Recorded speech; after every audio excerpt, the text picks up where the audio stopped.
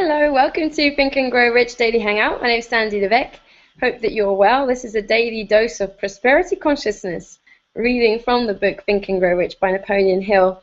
And today we're actually coming up to the end of the book. So we're at the last chapter, which is all about how we use our subconscious mind. And I just had a mind blank there. And how to outwit the 6 ghosts of fear. So I'm just going to check that I posted the right links in the group so that everyone who wants to come on is able to do that. Good morning. Oh, hi, Glenn. How are you? Doing good. How you doing? Good, thank you. It's Yeah, I Friday was already. just thinking, oh, I hope I posted the right link. I am running a little bit late again today. I keep going out and then just coming back in time. So, how was your day yesterday?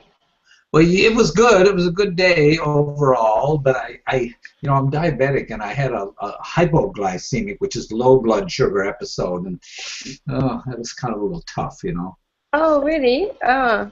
Yeah, but yeah, one of the things I'm applying out of Greg's book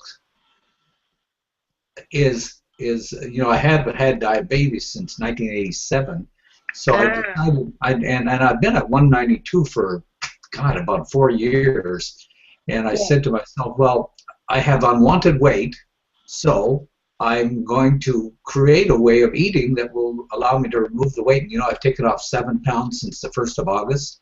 Okay, yeah. That's good. Yeah, isn't that amazing? I mean, it's it was about just kind of building that belief, right? Putting that belief in there. Yeah, exactly. And starting from where you are or where we are, with anything that we do. Yeah. Telling a story which is in the right believable. Believable, yes, believable. Yeah, exactly. And we spoke about this yesterday in relation to the outwitting ghosts of fear. Because sometimes people think they have to go from having a fear, which is really etched into them, to not having it at all, never thinking about it, it being completely gone. And actually, that doesn't really work. Maybe it works for half an hour, but what we talked about yesterday is finding the next step, and then every time you find yourself worrying or having that fear, saying something to yourself to get you to that next step, and then gradually moving up and up, rather than going from fear and worry to blissfulness. Right. Yeah. Well, it is a step-by-step process, right? Yeah, exactly. Work, Yeah, and I like that because I've never really heard it explained like that before. A lot of the law of attraction stuff I've read it's talking about, imagine your dream life, imagine the things that your targets, Yes. And sometimes when you're if you're living in a tent and I'm not living in a tent. Hopefully no one watching this is by choice, or not by choice.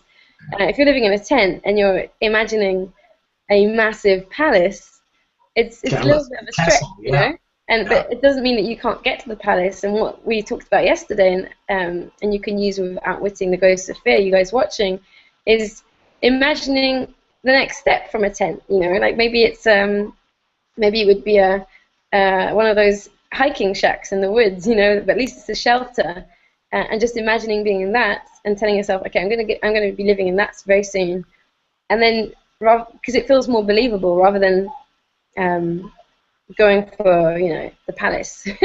Right. Yeah. Kind of set yourself where you really are, and then work your kind of. Yeah, exactly. Yeah. And it's not to say, like, sometimes people say, well, you've got to dream big. And I think it's not like you're starting to dream small. It's just that you still have that dream big. You're still aiming for the palace, but you realize that it's a step-by-step process. Right. And you have to build believable stories as you move, right? Believable, ones that that will enter your subconscious and take over, right? Do the work for you, really, Yeah, exactly. So I don't mind reading today. Oh, great. So I'll just get the the right page. I think we're on Well, yeah, criticism today, right? Criticism. Boy, fear of criticism. Yeah, exactly. this is a powerful one because we can Oh, expend a lot got of it. energy on this. I mean, waste Yeah, energy. a lot of people have this. Well, I think we all do, to some extent. Okay, so sharing the screen. Okay, so uh, oh, hang on, no, we've gone past that. Symptoms of the fear of criticism. Okay, we got to symptoms, hadn't we? Yes. Yeah. Yeah. Let's see. On mine, in fact, I thought I left mine right where I stopped reading. Symptoms of the fear of criticism. That's Yeah, where we had stopped exactly. there. So yesterday he was talking about the different types of fear of criticism, and how a lot of us have it from a very young age because it's, you don't want your parents to criticize you, and it kind of it starts early on. So symptoms of the fear of criticism. This fear is almost as universal as the fear of poverty, and its effects are just as fatal to personal achievement, mainly because this fear destroys initiative and discourages the use of imagination. The major symptoms of the fear are self-consciousness, generally expressed through nervousness, timidity in conversation and in meeting strangers, awkward movement of the hands and limbs, and shifting of the eyes. Lack of poise, expressed through lack of voice control, nervousness in the presence of others, poor posture of body, and poor memory. Personality, lacking in firmness of decision, personal charm, and ability to express opinions definitely. The habit of sidestepping issues instead of meeting them squarely, agreeing with others without careful examination of their opinions. Inferiority complex, the habit of expressing self-approval by word of mouth and by actions as a means of covering up a feeling of inferiority, using big words to impress others, often without knowing the real meaning of the words, imitating others in dress, speech, and manners, boasting of imaginary achievements. This sometimes gives us a surface appearance of a feeling of superiority. Extravagance, the habit of trying to keep up with the Joneses, spending beyond one's income. Lack of initiative, failure to embrace opportunities for self-advancement, fear to express opinions, lack of confidence in one's own ideas, giving evasive answers to questions asked by superiors, hesitancy of manner and speech, deceit in both words and deeds. Lack of ambition, mental and physical laziness, lack of self-assertion, slowness in reaching decisions, easily influenced by others, the habit of criticizing others behind their backs and flattering them to their faces, the habit of accepting defeat without protest, quitting an undertaking when opposed by others, suspicious of other people without cause, lacking in tactfulness of manner and speech, and unwillingness to accept blame for mistakes. So then we have the fear of ill health. This fear may be traced to both physical and social heredity. It is closely associated as to its origin with the causes of fear of old age and the fear of death, because it leads one closely to the border of terrible worlds of which man knows not, but concerning which he has been taught some discomforting stories. The opinion is somewhat general also, that certain unethical people engaged in the business of selling health have had not a little to do with keeping alive the fear of ill health. In the main, man and women fear ill health because of the terrible pictures which have been planted in their minds of what may happen if death should overtake them. They also fear it because of the economic toll which it may claim. A reputable physician estimated that 75% of all people who visit physicians for professional service are suffering with hypochondria, imaginary illness. It has been shown most convincingly that the fear of disease, even where there is not the slightest cause for fear, often produces the physical symptoms of the disease feared. Powerful and mighty is the human mind. It builds or it destroys. Playing upon this common weakness of fear of ill health, dispensers of patent medicines have reaped fortunes. This form of imposition upon credulous humanity became so prevalent some 20 years ago that Collier's Weekly magazine conducted a bitter campaign against some of the worst offenders in the patent medicine business. During the flu epidemic which broke out during the World War, the mayor of New York City took drastic steps to check the damage which people were doing themselves through their inherent fear of ill health. He called in the newspapermen and said to them, "Gentlemen, I feel it necessary to ask you not to publish any scare headlines concerning the flu epidemic. Unless you cooperate with me, we will have a situation which we cannot control. The newspapers quit publishing stories about the flu, and within 1 month the epidemic had been successfully checked. Wow. Through a series of experiments conducted some years ago, it was proved that people may be made ill by suggestion. We conducted this experiment by causing 3 acquaintances to visit the victims, each of whom asked the question, "What ails you? You look terribly ill." The first questioner usually provoked a grin and a nonchalant, "Oh, nothing, I'm all right," from the victim. The second questioner usually was answered with the statement, "I don't know exactly, but I do feel badly." The third questioner was usually met with frank admission that the victim was actually feeling ill. Try this on an acquaintance if you doubt that it will make them uncomfortable, but do not carry the experiment too far. There is a certain religious sect whose members take vengeance upon their enemies by the hexing method. They call it placing a spell on the victim. There is overwhelming evidence that disease sometimes begins in the form of negative thought impulse. Such an impulse may be passed from one mind to another by suggestion or created by an individual in their own mind. A man who was blessed with more wisdom than this incident might indicate once said, "When anyone asks me how I feel, I always want to answer by knocking him down."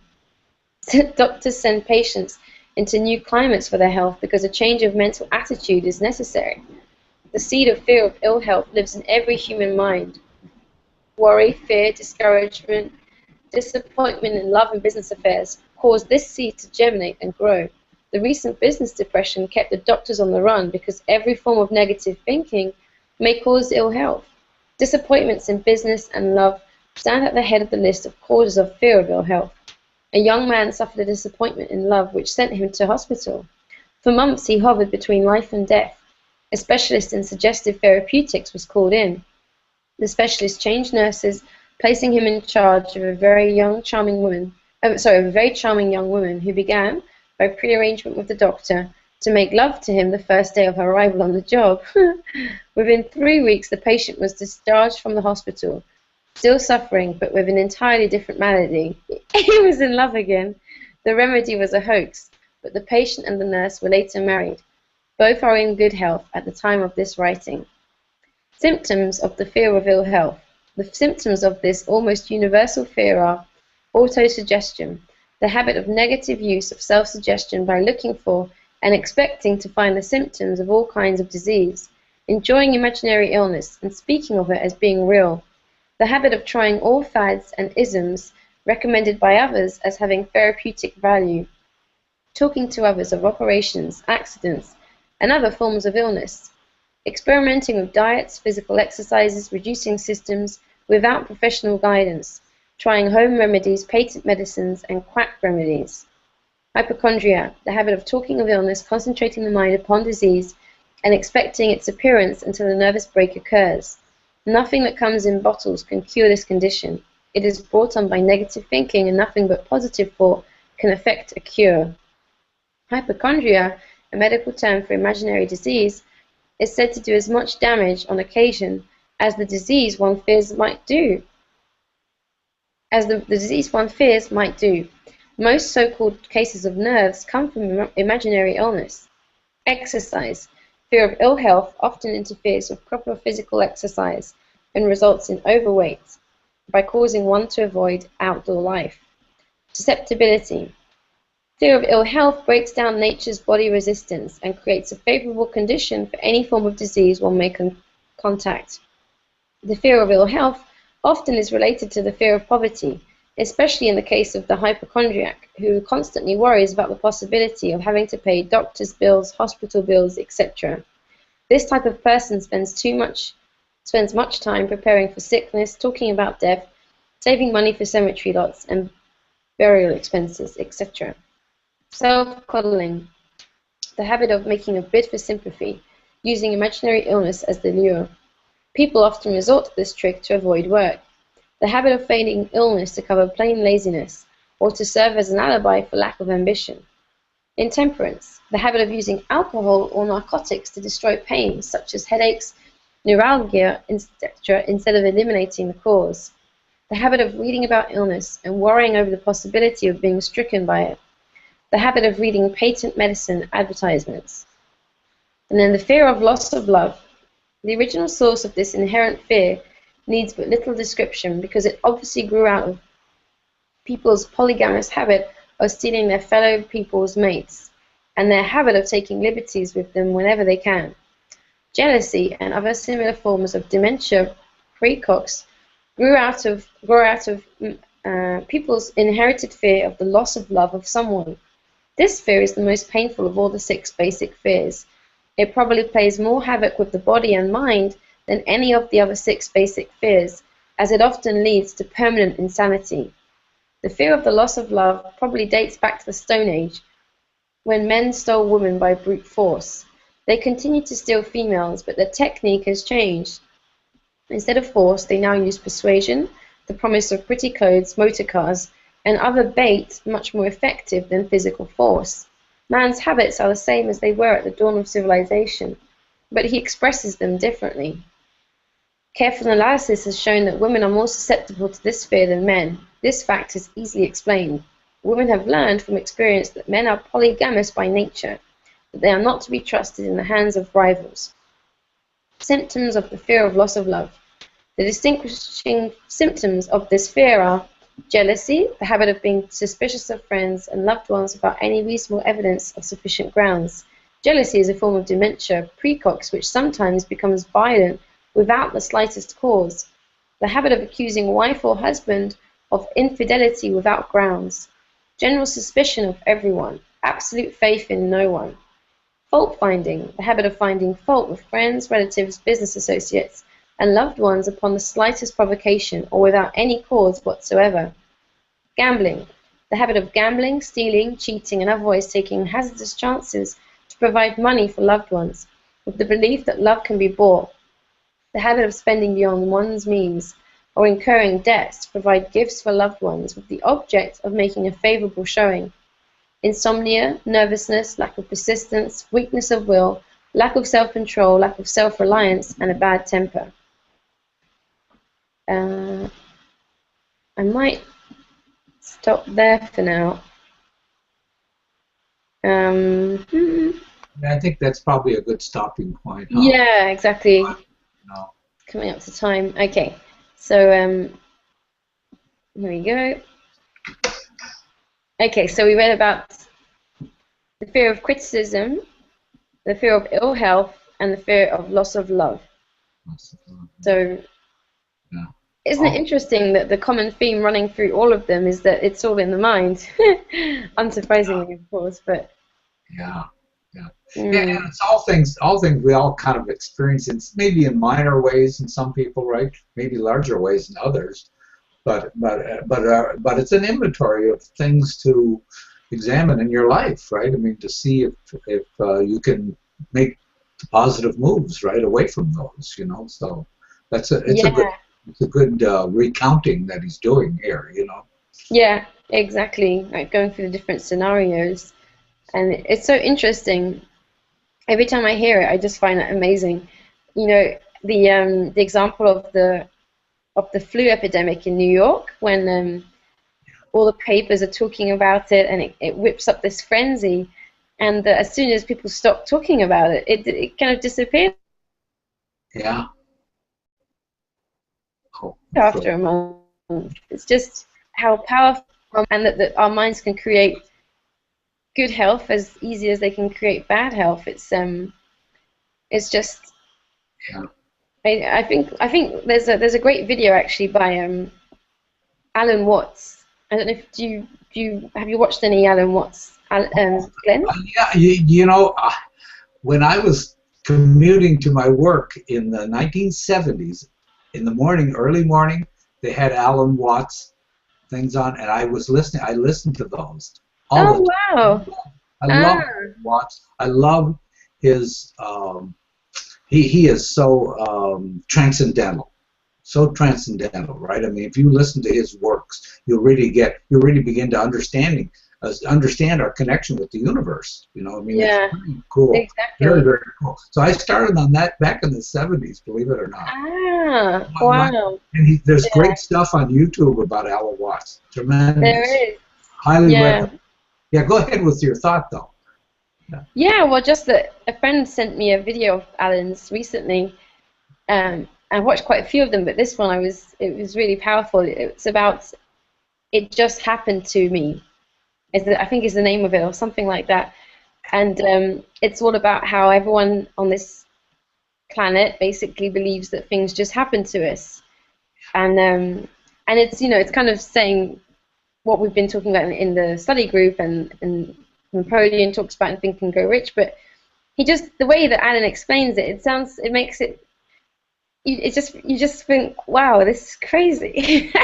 Yeah, Because it he is. says it in such a common sense way, Yeah, and it's true because it's like I think it's also what Greg talks about and why quantum physicists do not fail. That if you think about it, there's been this evolution where before the first scientific revolution, when things started to become more scientific, people believed that everything was about religion. A lot of the reasons people thought things happen was because God said this or God said that, and it was kind of very superstition, sort of. yeah, very superstitious. That's the word. Yeah, very superstitious. So then we became more scientific and moved into this phase where We people observe. stopped, Yes, yeah. yes, people stopped believing that it was God, and instead started to look at things very mechanically, like if you do this, then this happens, and that everything,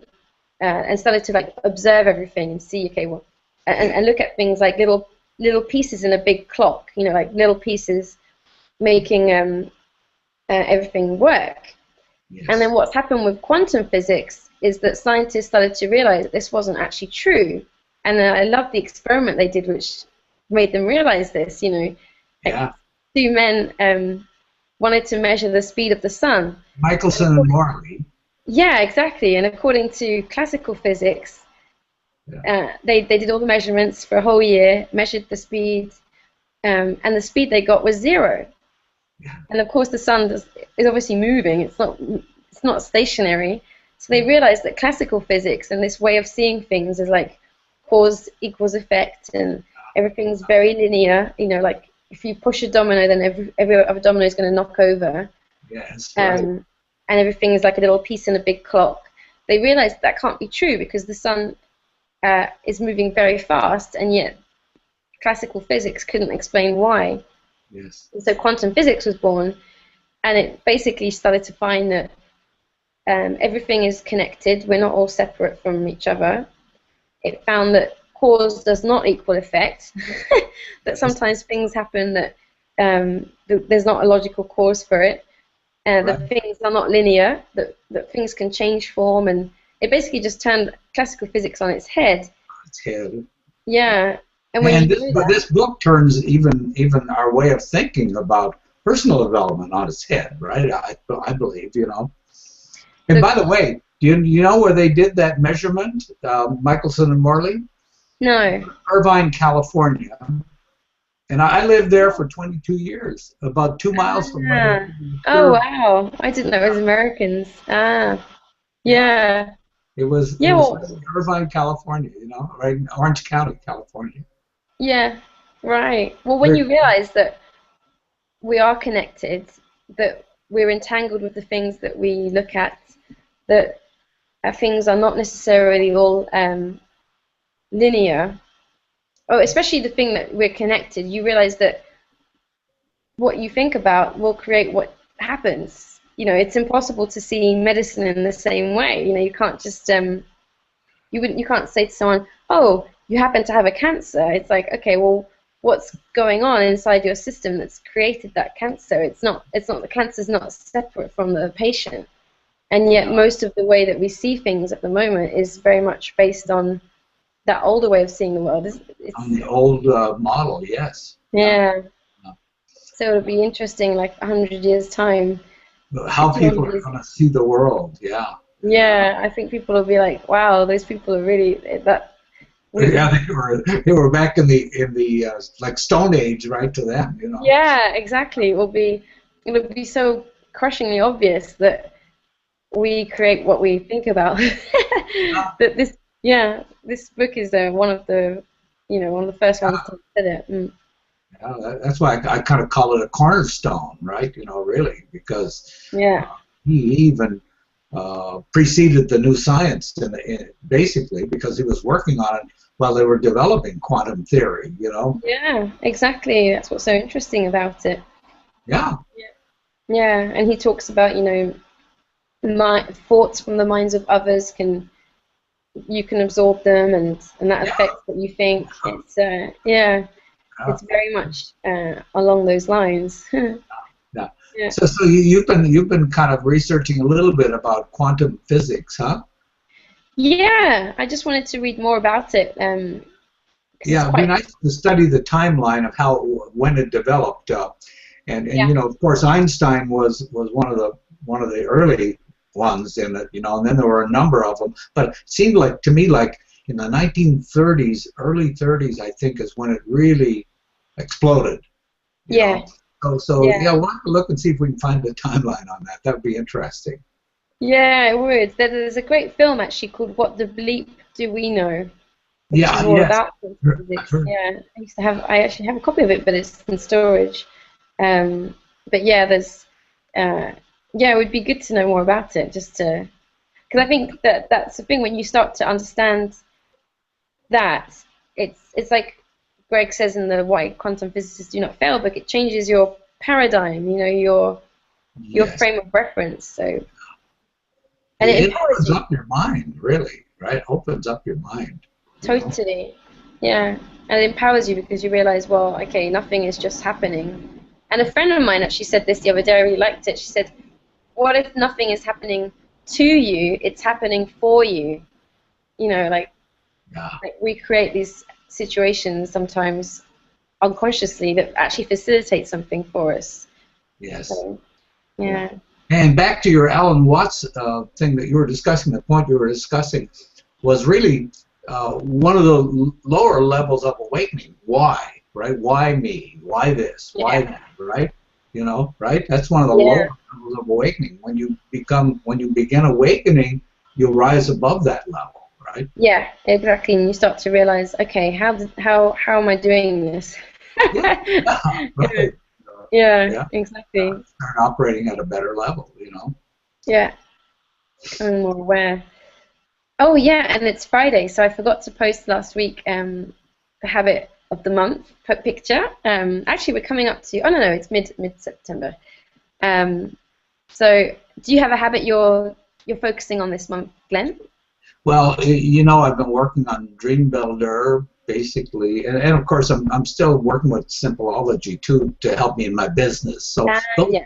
Okay. those are the two things that I'm kind of trying to refine a little bit more as we go forward. You know, Yeah. working on Okay. those just a little bit every day. You know, Yeah. Uh, and of course, I'm losing weight, right? oh yeah, exactly. That'll help me with my health. You know, Yeah, right. Yeah. I wonder if it would help to have one as the focus for.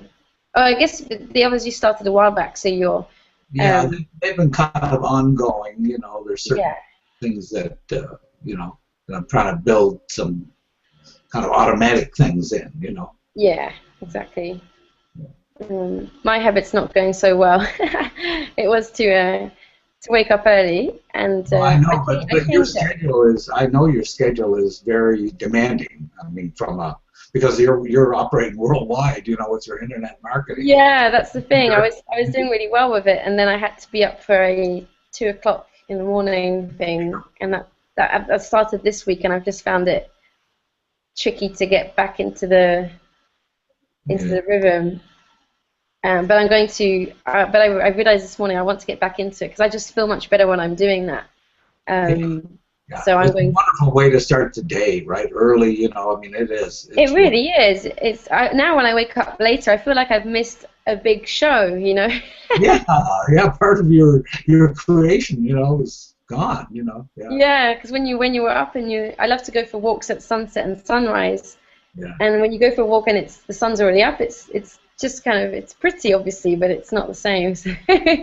So I'm going to do that. Yeah, cool. Okay, well uh, have a great weekend, everyone. I'm going to post the habits picture in the group so you can comment with your habit that you're focusing on this month. And thanks to everyone who's also voted in the poll. We've got more votes overnight, I just saw. So I'm going to keep it open over the weekend. And I see you have your Zumba too on Saturday, I believe, right? Zumba? Yeah, that's right. And then the other thing, I left you something in the message, yeah, yeah. Thank you. I'm going to have a look at that. So cool. So have a great weekend, Sandy, and everybody else too. Yeah, thank you so much, and enjoy, and let's outwit the ghosts of fear. Thanks, everyone. Have a great time. Bye-bye. Bye.